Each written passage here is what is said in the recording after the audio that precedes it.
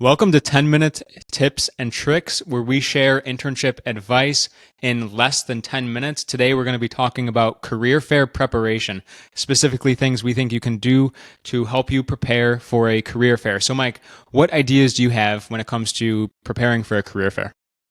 Yeah, first off, this is one of my favorite topics because all of the career fairs that I went to, I landed internships at when I was looking for jobs. So it's a very exciting opportunity. When you talk about opportunities to talk with employers, to network, to look at jobs, career fairs are the place to be. So, first of all, before even preparation, there are some students out there who may not even be certain whether or not they should go to the career fair. I think my recommended advice is yes, absolutely go to the career fair, even if you are unsure. Let me put a note in here by saying there are certain career fairs that are major specific, where there may be a career fair for business majors, or there may be a career fair for STEM students.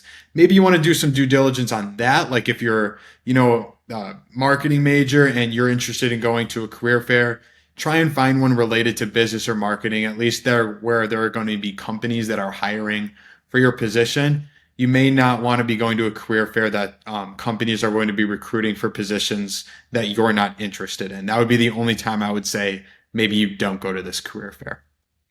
That's a good advice. And I think I should add we're specifically talking about on campus career fairs that your school is hosting and are, like it says, on campus. I like that idea of if you're on the edge of going, thinking about going, just go. There's a lot of good experience you can get from going. I think one of the biggest benefits of going to that career fair that then bleeds into, say, interviews or your resume is the experience you get talking with these employers. When you talk about your professional experiences with employers, they are going to react in some way or another. And based on those discussions, you can learn what parts of your profile as a candidate these employers react to positively. For example, if you give your elevator pitch and you find there's something they really, really respond well to as you give that pitch, you can use that to then maybe emphasize that type of experience on your resume, or if you're in an interview, emphasize those types of experiences during the interview. But even when we're talking about going to career fairs, the same people from the same companies tend to just go year after year. So it's also a great way, especially if you're a freshman, to potentially network with potential employers. Yeah, we really see this conversation pop up in first year students.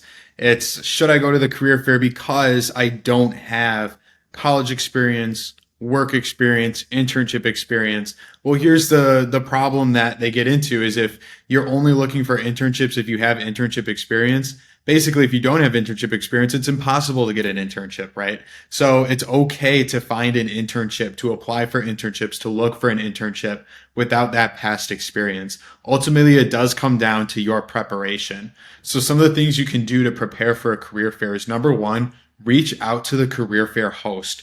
Certain pre-registration may be required. Name tags might be required. It's a good idea to know about the dress code for the career fair.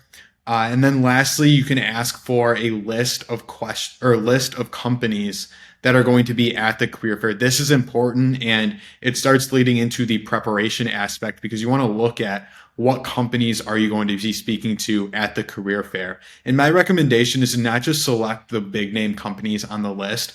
Look at small, medium, and large companies that are going to be there. And the reason for this is to optimize your time at the career fair because there are lines at career fairs that will last, they take 2 hours to be waiting in line until you're able to talk with a recruiter.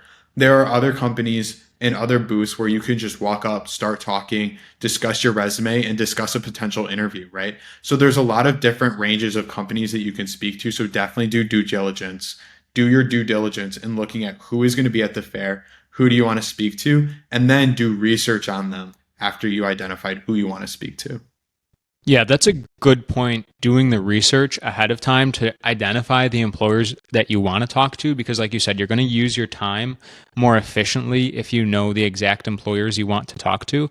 And also, I would say, like you kind of touched on, don't limit yourself to just the employers that maybe you recognize, because it's a whole other conversation. But basically, the best employer for you might be an employer you don't even know exists yet because there's so many different factors that go into that. So go into it with an open mind. And another thing too, when we're talking about reviewing these employers like you touched on, understand what they do, what's their business, how do they make money, maybe potential recent news. If you are able to go into a conversation with that employer and have some of these things already in mind and having done research, maybe have potential relevant questions, that's going to help you stand out as you talk to these employers.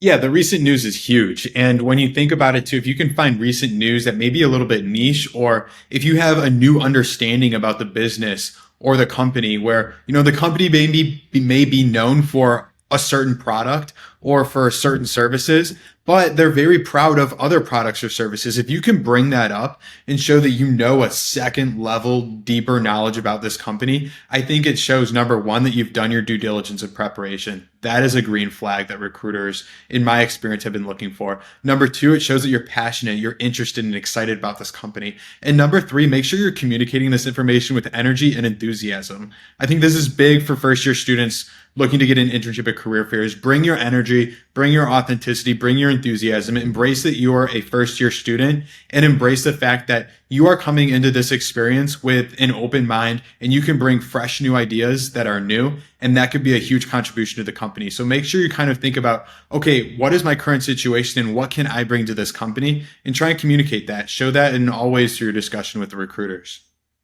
Yeah, we talked about how it can help you stand out if you do research and bring some sort of unique perspective or information that maybe other students aren't bringing.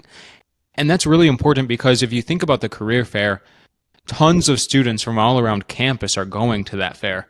And these companies at the end of the day may have very well spoken to 100 different students.